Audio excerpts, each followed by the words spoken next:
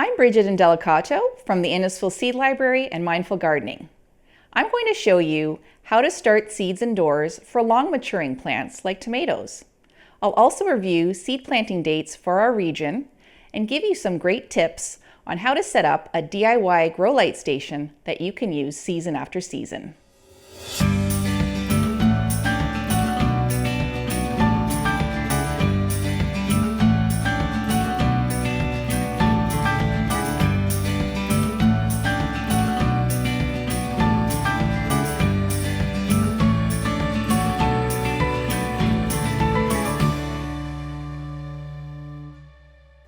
Let's start with which seeds to start early and why they need a head start. Some favorites from the nightshade plant family, like tomato, pepper, and eggplant, must be started indoors. Depending on the varieties you're selecting, you're looking at anywhere from 50 to 80 days or more from transplanting those plants into your garden before you'll get ripe fruit. Some seeds need an even longer period, including leeks and woody herbs like rosemary and lavender. These are yellow pear-shaped tomato. They're a small sweet tomato that you can use fresh or in preserves, and they'll take about 70 days in my garden to ripen. So I'll want to start these 6 to 8 weeks before the last frost date, which in our region in Innisfil and Barrie is zone 5A. So we're looking at around May 20th.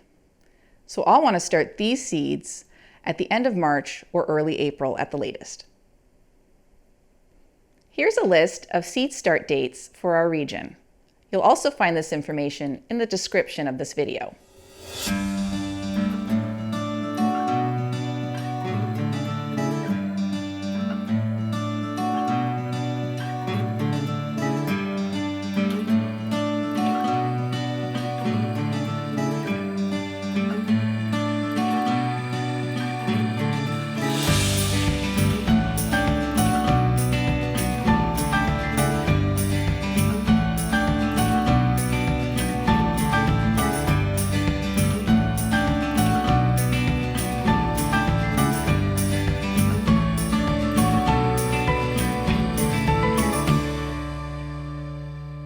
Now that we've reviewed which seeds to start early and when to start them, I'm going to review the materials you'll need to plant them.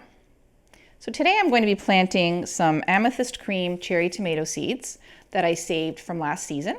They were thoroughly dried and stored in this paper bag, and they're ready for planting. So I've got my seeds selected. Now I'll need some soilless mix to plant them in and for them to germinate. And soilless mix is required rather than potting soil because it's lightweight, it'll help drain moisture readily, and it's also sterile when you purchase it commercially. And I recommend that you purchase your soilless mix at the end of each growing season so that you're ready by the time you're planting in late winter, early spring. Now I like to reuse a lot of my materials, so I have all sorts of seed cell packs that were from commercial seedlings. These are great too. There's a 9-pack. You can use old takeout food containers. Just make sure that you're drilling holes in the bottom for drainage. Styrofoam's great too. It retains moisture. Again, holes on the bottom. You can also reuse single serving yogurt containers, which are great. You can use salad plastics, again, holes in the bottom. These are great too if you're doing seedlings to eat, so you can sprout things in here as well, which is great. Or you can do sort of a lettuce salad bowl in here, or start your seedlings. One of my favorites is this one. I can fit so many different seeds in here, which is wonderful, and it's all in one spot. Another great thing is these styrofoam plates that you'll find with meats, chicken, fish, that kind of thing. They're great because they have a little lip on them, and you can set your cell packs on top and the water will catch. And also it's good too because then the water that releases through the seed cell can come back up. So that's really a great thing too. Another thing you'll need are labels for your seed packs. I like to reuse commercial ones that I get. I just scratch out previous ones and rewrite, or you can save the same names of plants and just reuse them if you're growing the same plants every season. Another great tip is if you have old window blinds, you can cut them up and they make great plant markers. You'll want a permanent marker to label them because it's nice and waterproof. And also, if you do use these outdoors, they're great at protecting against sun damage. You want a pair of scissors when you're cutting commercial seed packs. That's another good thing to have. So now we have all our materials and we're ready to plant. Now we're ready to plant seeds. My first step is to moisten the soilless mix. This will give your seeds a good base before they can germinate. So we're going to start pouring some into this bowl.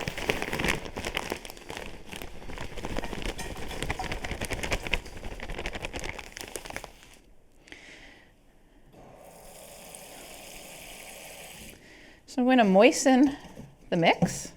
I don't want it sopping wet, but I want it thoroughly moistened. So I'm just going to keep sort of mixing with my hand and adding more water.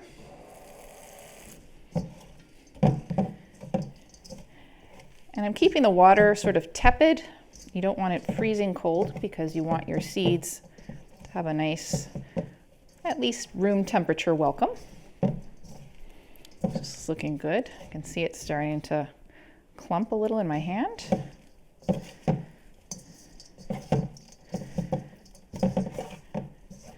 You can see all this lovely perlite in here, these little white balls. That's helping with the aeration and the airiness of the mix, which is ideal for seeds to germinate in.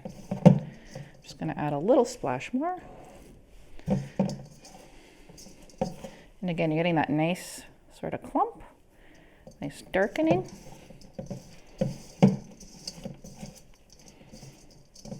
There we go. I think we're ready. So now we're going to fill our cell pack with our pre-moistened mix. You just want to gently pat it down.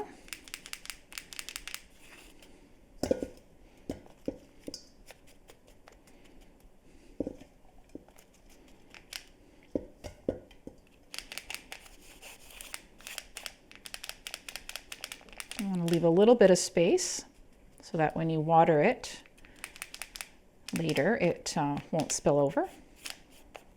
Here we go. Now you'll want to check your seed packet to see how deep the seeds need to be. For tomatoes, peppers, and eggplant, they're all similar size. You're looking at about a 1/4 inch below the soil line. So what I like to do is just take the end of a spoon and just push the soil aside in each cell. And I'm going to add at least 2 seeds per square because that increases your chance of germination as well. If they do survive, you'll have more seeds, more seedlings. Now these are quite generous in space, so I'm actually going to put 4 in each square.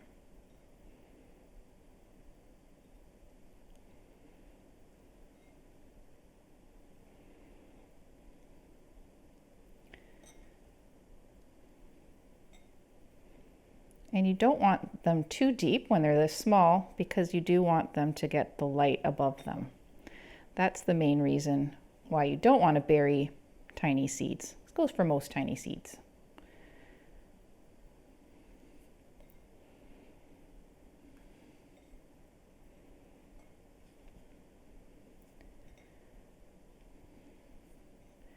Now if these all sprout,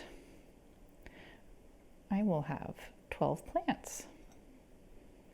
Oh no, I'll have more than that. I'll have 16 plants. Now I'm just going to take this and just cover them up.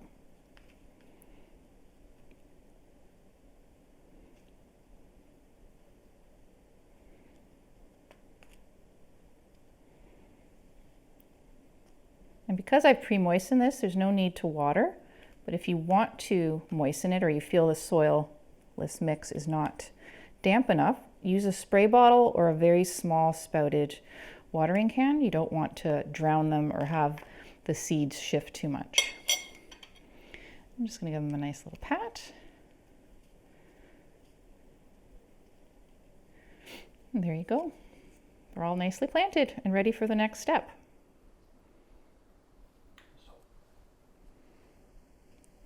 Now we'll want to label the cell pack. So again, these are amethyst cream, tomato,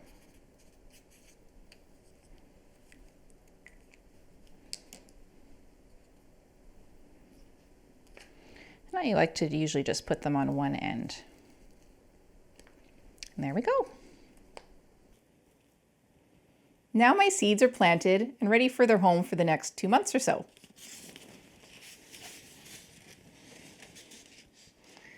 So this is my DIY grow light station.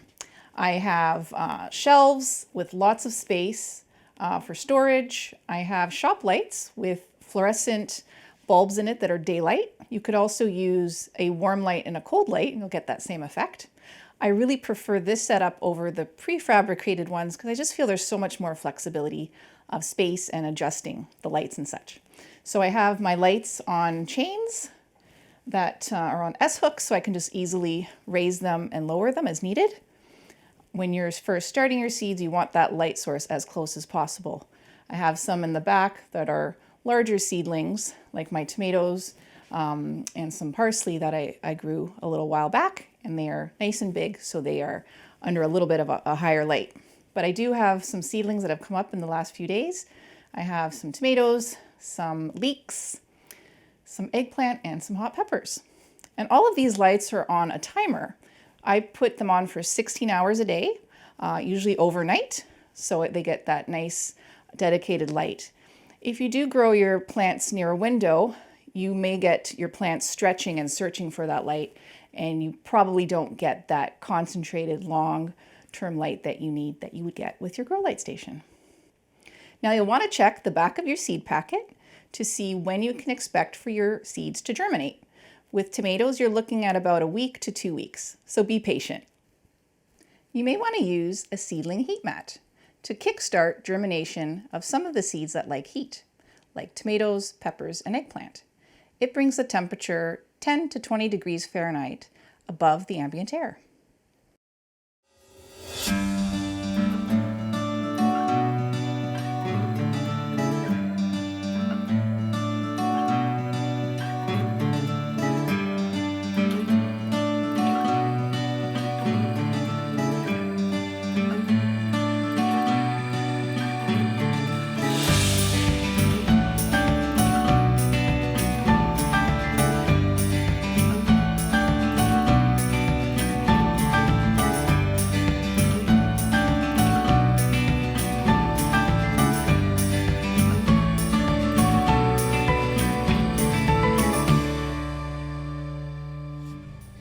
In an upcoming video, I'll show you when and how to transplant your seedlings into potting mix as they continue to grow indoors before they're ready for your garden.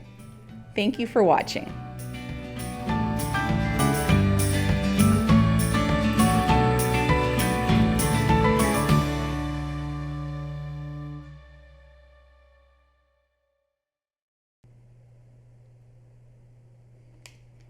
Think that was all right? Did I say everything? For the ready garden, potting mix, transplant, when and how. Okay. It's not blurry?